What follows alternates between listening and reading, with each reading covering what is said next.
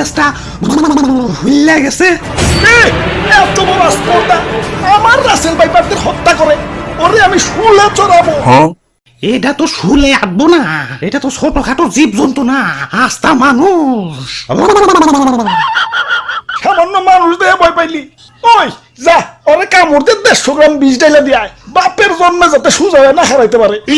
ওরা তো একজন না, পুরা বাংলাদেশের মানুষ হেইপা গেছে।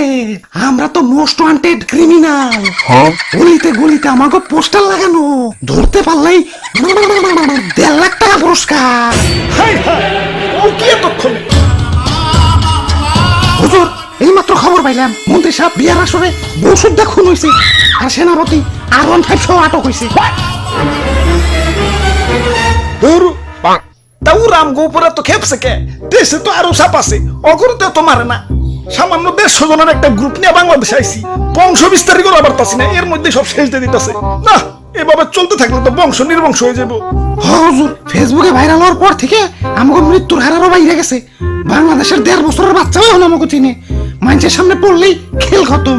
কি এলাকায় নতুন নাকি? আসো পরিচিত হই, আমি ধরা সাপ।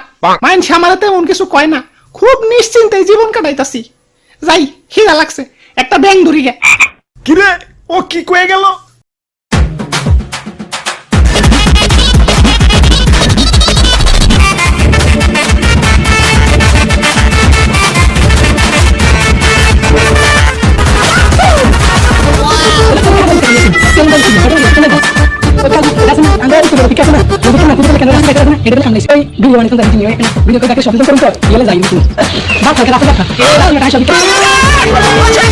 ভিডিও